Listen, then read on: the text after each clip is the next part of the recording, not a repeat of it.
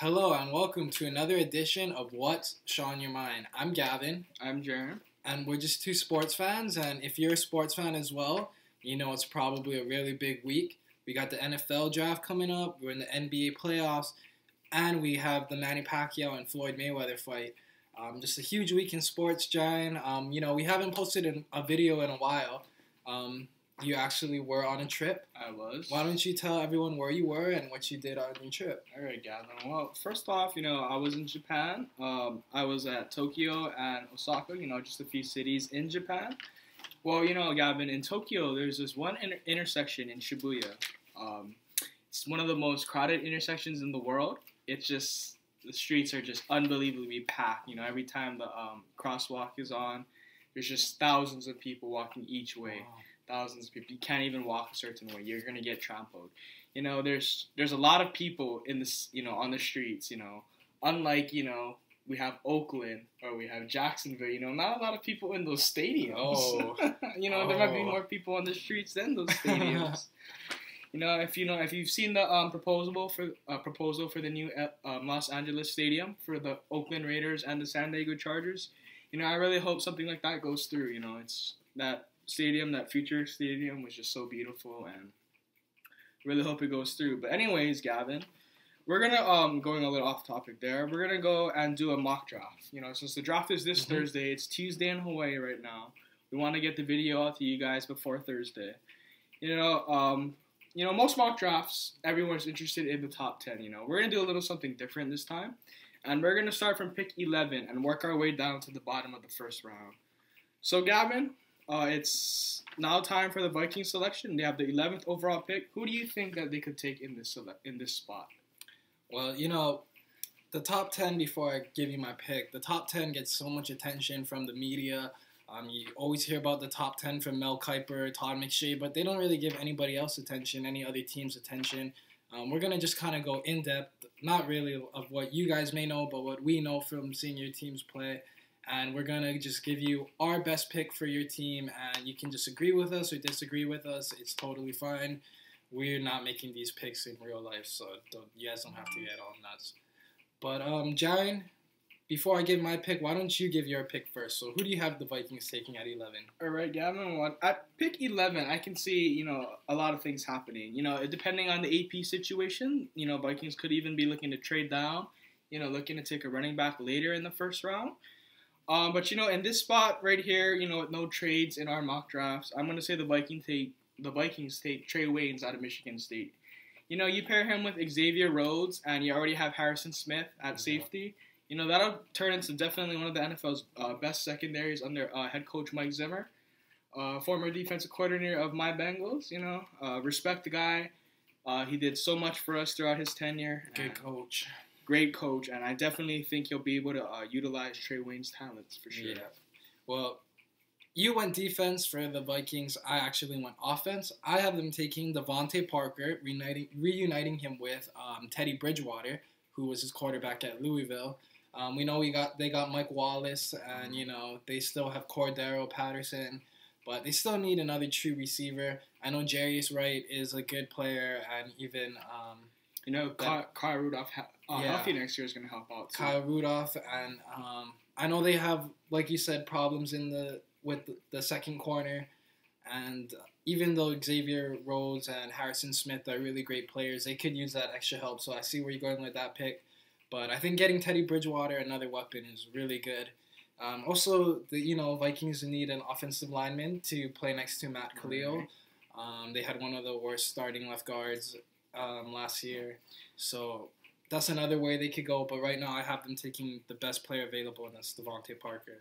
So going into the next pick is the Cleveland Browns. So Jaron, who do you have the Cleveland Browns taking with the 12th pick? Well, Gavin, with this 12th pick, I think a lot of things can happen. But from what me and you, I think we have a pretty similar taste on what the Browns are going to do with this pick, and I believe they'll take Danny Shelton, defensive tackle out of Washington. Let's just pair him, Danny Shelton, with, you already have a great defensive front. You have Billy Wynn. You have all these linebackers that can help come in and rush a passer. Carlos Dansby. We have... they still have Barkevious Mingo. Barkevious Mingo out of LSU a couple years back. That's right. Now, you added someone from the Pac-12, big body guy, take up a few blockers, that can even open up the pass rush for guys like that. Yeah, absolutely. I have Danny Shelton going to 12 as well. Because we don't do trades, we're not going to say they won't trade up for Marcus Mariota. Right. But since we're not doing that, we're just going to go with who the best player is. I would have wanted to mock them a receiver, but that's pretty filled. Offensive line, I can see Danny Shelton filling a bigger need than that pick. Next, we got my team, the Saints, and I'll start this one off. I really think the Saints are going to take Malcolm Brown. I'm really hoping we get Danny Shelton. As a true Saints fan, I really, really hope we land him on our team. I think he's going to be a great asset for the Saints defensive line. He'll anchor that defense, and you'll see guys like Cameron Jordan, Junior Gillette playing at a much higher level with Danny Shelton on the D-line. With Danny Shelton, but yeah, I have them taking Malcolm Brown out of Texas, but, he's a big, similar guy. He's really built. He can take on blocks as well. He's also a pretty good pass rusher. So that's something the Saints really need to from the interior defensive line. Who do you have my Saints taking in? You know what, Gavin? I actually have the same, Malcolm Brown. We actually don't know each other's mock drafts. It's just what we believe. Like the Browns and Danny Shelton, I had a feeling he was going to say Danny Shelton, and he actually did. So that's pretty cool. And with the same pick, Malcolm Brown, we both took him to the Saints. Like I said, the Saints, they need a big interior lineman who can just, eat up some blocks, free up some, or help out Junior Gillette and Cameron Jordan, right? Yeah. There's a lot of things we can do here. But let's just go on to the 14th pick. We have Miami.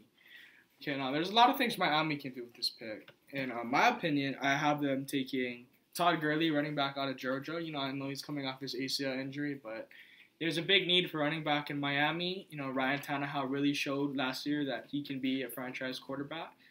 And I really believe, adding a weapon like Todd Gurley can really help him out too. I think that's a great pick. I have them going a little bit different. I have them taking Marcus Peters, the corner out of Washington. If he wasn't for his character concerns getting kicked off of the team in Washington under the new coaching staff of Chris Peterson, if he didn't get kicked off that team, his talent, he's a top 10 pick. Right, maybe top 5. Yeah, and the Dolphins really need a cornerback across from Brent Grimes. They just released Cortland Finnegan. I know they signed Ndamukong Suh, and with a guy like Marcus Peters, a big physical corner who can play man coverage, it's only going to help the guys like Oliver Vernon and Cameron Wake as well. So that's who the Dolphins have. Who's up next, Jaron? At pick 15, we have the Niners. The Niners, they lost 2 starting cornerbacks this offseason in Chris Culliver and Parrish Cox. Parrish Cox. So they lost their 2 starting corners from last year. What are they going to do here?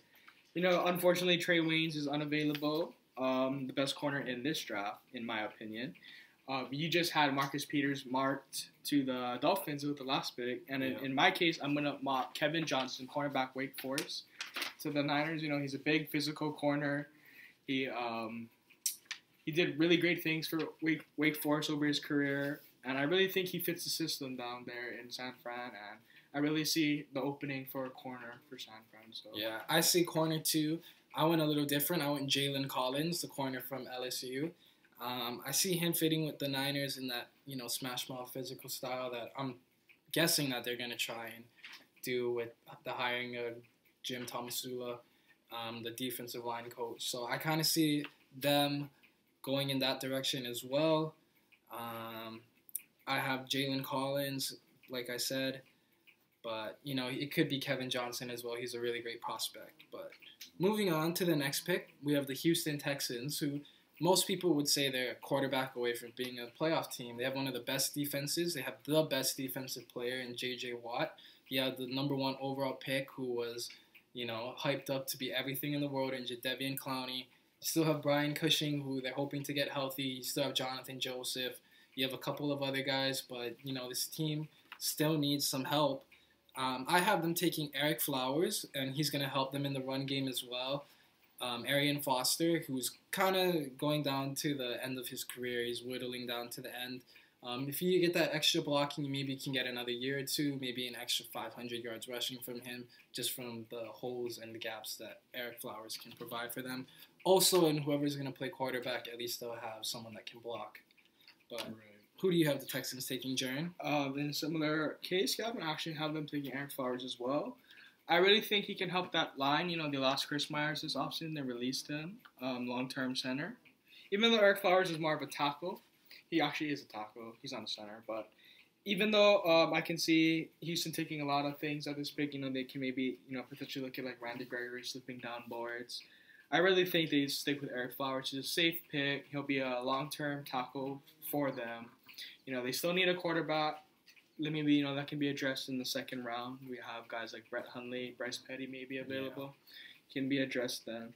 So let's go on to the 17th pick, and we have the San Diego Chargers. And now, Gavin, with this pick, I really saw a lot of things happening for them. But overall, I really don't think they can pass up Melvin Gordon running back out of Wisconsin at this point. Yeah, I have Melvin Gordon going there too.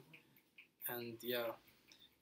What do you think of Melvin Gordon as a prospect? Well, just the kind of running back, you know, San Diego would be able to utilize best. You know, Todd Gurley, unfortunately, he wasn't available on my board anyways. But let's say he was available, I wouldn't say he wouldn't be the best suitor for the San Diego offense. You know, they're looking for a guy, you know, who can, you know, also catch passes out of the backfield. And, you know, Todd Gurley can provide that. He did have a few pass catches out of the backfield.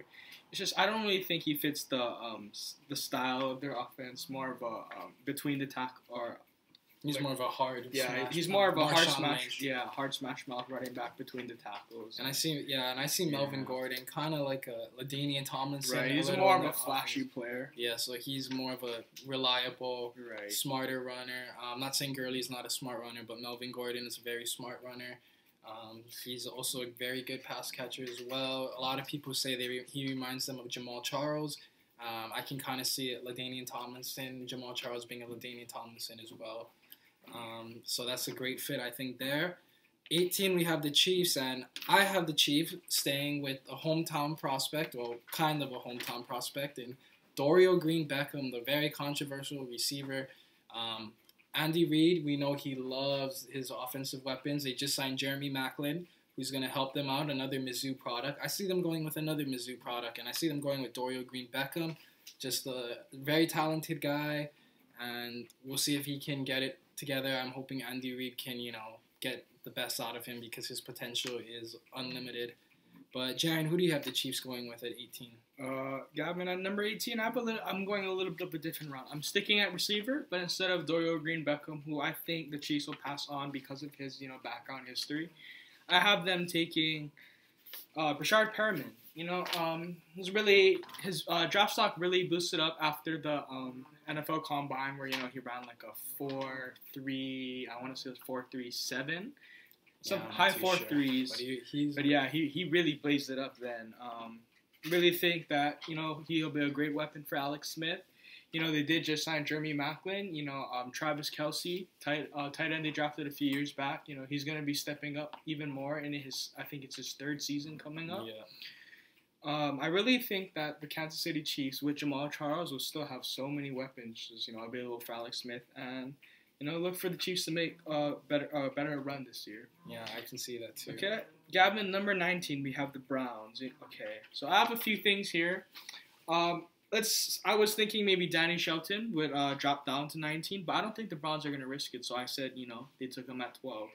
At 19, I think they'll pick Andrew Speak, tackle out of Stanford. Obviously, Stanford guy, highly intelligent, you know, great football instincts. He was a long-term starter on top of that Stanford line. I really think he can, you know, pair him up with Joel Bitonio, Alex Mack, Joe Thomas. You know, there's so much things for him to learn up there, and that'll make Cleveland's offensive line pretty much the best. One of the best in the NFL. Yeah, and, you know, I have the Browns going a little differently. I have them taking Todd Gurley, and I know they have Terrence West and Isaiah Crowell, but, you know, the Cleveland Browns, they can't pass on a talent like Todd Gurley with the 19th pick. I mean, I look at Gurley and I think, you know, he's just too valuable. The guys that they could pick, they just don't have the upside that Todd Gurley has. And I think Todd Gurley would be a great fit in that Cleveland offense. They're going to want to run the ball, and that's what he's going to do. He's going to run the ball, and I think that'll be a great fit if he does end up over there. But going on to the next team, we have the Philadelphia Eagles with the 20th pick.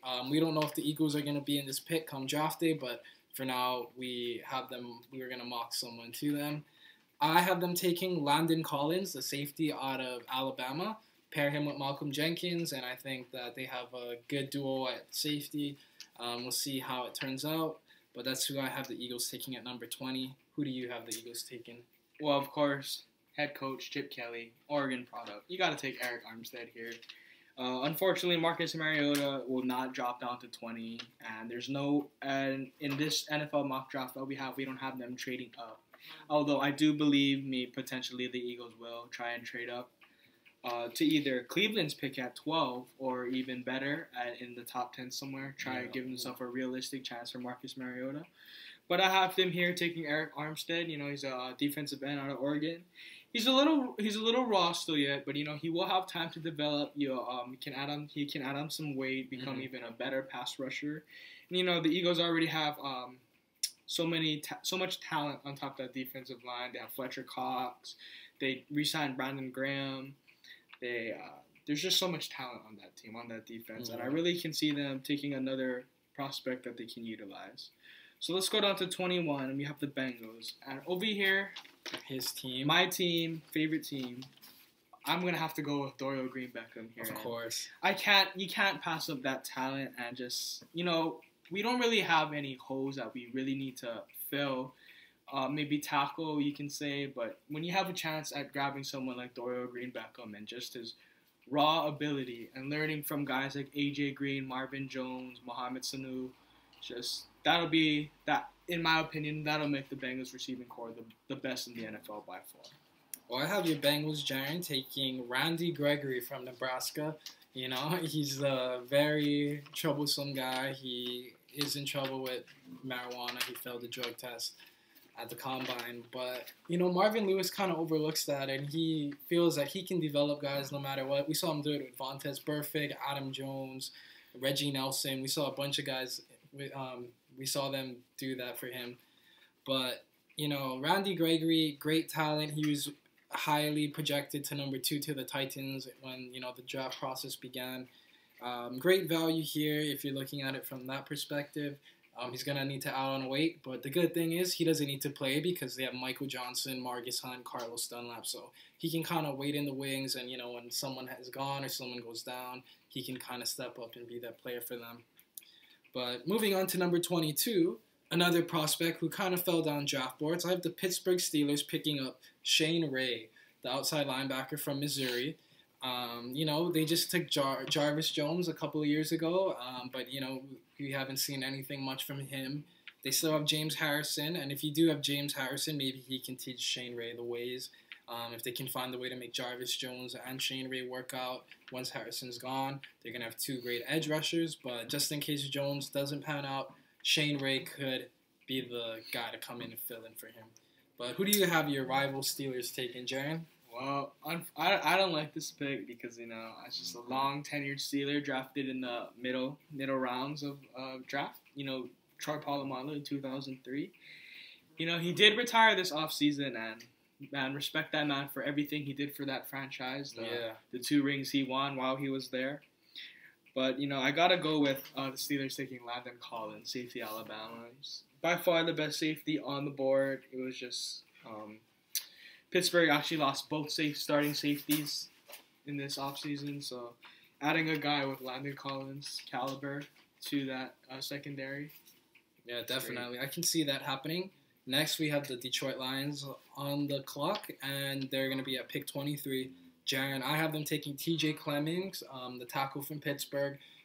We know Detroit, they always like to draft the best player available. For me, I see T.J. Clemmings as probably the best tackle left on the board. With the Lions getting great value from him, they can move him around.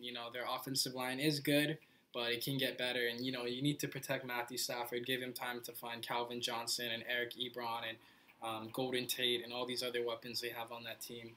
But Jaron, who do you have the Lions taking at 23? At 23, Gavin, I have him taking same at tackle. I just have him taking DJ Humphries out of Florida. I have the Lions taking DJ Humphries just because of, you utilize him at your tackle spot. You put him next to Larry Warford, a guard they drafted. Was it last year? It was last year, yeah. Yeah. Last year, he played great last year. The Lions, they just got to protect Matthew Stafford. He's their franchise quarterback. They also need, have a need for a running back at this point. But I think with both Melvin Gordon and Todd Gurley gone, that can wait. Maybe second round they can pick up Amir Abdullah. But let's go on to number 24, where we have the Cardinals. Now here I have them taking Byron Jones, cornerback out of Connecticut. I think Byron Jones will help that team out a lot. He'll be a guy who can potentially replace Antonio Cromartie, who they lost this offseason.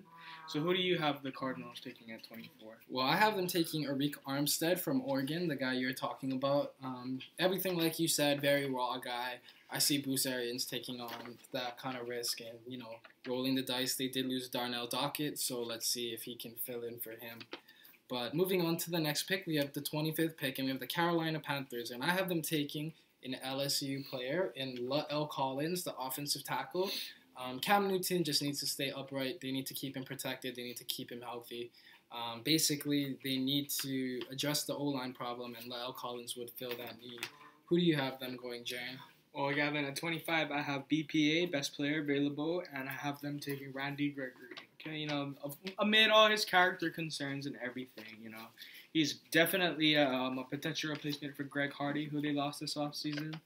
And I really think that, just give him time to develop. Mm-hmm. And I think he can, potentially easily replace Greg Hardy for the Panthers. Yeah, definitely. So at 26, Gavin, we have the Ravens. And the Ravens can do a lot of things with this pick, but ultimately, I think they're going to go a receiver at this point. Unfortunately, they're not going to get the Kevin White, the Amari Cooper, the Devante Parker. But, they are going to get a solid prospect in Jalen Strong. I really think that he will fit their system well. That, you put him with Joe Flacco, he's just such an underrated quarterback. Yeah. I think he's one of the most clutch quarterbacks in the postseason. He's how many postseason victories under his belt already. And he's only missed the playoffs, I believe, once or twice since he's got Joe Flacco's only missed the playoffs once. Once since he's been there. Yeah, so he's a great quarterback for them. But one of the things that makes him so great is that his defense is great, and you need good corners. And they have one in Jimmy Smith. They have Ladarius Webb, who hasn't been the same since his ACL injury. So I see them taking Kevin Johnson here, the cornerback. You had him taken a lot higher. I see the Ravens take that falling prospect or someone that's falling down the draft board, and everyone else is taking other guys. I see them taking the best player available, and that's Kevin Johnson. But moving on now to the 27th pick, we have the Dallas Cowboys, who America's team. The two top running backs are off the board. We all know that they lost DeMarco Murray, and they need to replace him. We don't know what's going to happen with AP, but, come draft time, they're going to need a running back, but they're not going to reach for someone they can get in the second round. So I have them taking Byron Jones, the cornerback from Connecticut, like you said earlier. I think Byron Jones is going to be a great fit in that Tampa 2. We'll see if he can replace Mo Claiborne and Brandon Carr eventually, but we'll see how that pans out. Who do you have the Cowboys taking, Jaron? Well, Gavin, at 27, I have another guy. Character concerns, but I have Marcus Peters to the Cowboys at 27. Definitely, it's a little bit different from your pick. Byron Jones is more of a physical guy, in my opinion. Marcus Peters is a physical player, but he's not really small. But I would he's a little underweight for someone at his height. So maybe he can put on a few pounds before the start of the season. Hopefully, retain his coverage skills and just make that secondary a little bit better than it was last year. Okay, so at 28, Gavin, we have the Broncos, and I think we both have a similar pick here, and I think we're both going with Cameron Erving, center out of Florida State. Cameron Erving is a great prospect. He was starting tackle his in the beginning of the season, and injuries had him moved around. He ended up starting at center for their championship run. Of course, we know they didn't make it to the championship, or they lost in the championship game. They lost in the Rose Bowl. Yeah, the Rose Bowl. Yeah, Cameron Irving, great prospect. He's gonna be moved around. The Broncos kind of played musical chairs with their O-line last year. A guy like Cameron Irving can play multiple positions. We'll see what they decide to do. What Gary Kubiak will do. Loss of Orlando. Yeah. So we'll see what they do with Cameron Irving, but I think he's a great fit for them. Next, we have the Colts, and the Colts, I have them taking Jake Fisher, and a lot of people were hoping that maybe a safety, another corner, another linebacker, maybe another pass rusher even. But I have them taking an O-lineman, and the reason why is because you need to protect Andrew Luck. You got to protect the franchise guy, the guy who's going to get you to the Super Bowl eventually. You keep him upright and you keep him healthy, and the Colts will be fine. And that's what they're going to do with this pick. They're taking Jake Fisher. Jared, who do you have the Colts taking at pick number 30? Well, at pick number 30, 29. 29, Gavin, with the Colts. I have them picking Eddie Goldman, defensive tackle out of Florida State. So 2 Florida State guys back-to-back. Eddie Goldman is a guy, he didn't have the most productive number at Florida State, but just the potential for greatness is there. And I think if you put him, a guy like him next to a guy like Robert Mathis, who will be returning from injury this next season, he can learn a lot from him. And I really think that he can bolster that Indianapolis front line for years to come. Nice.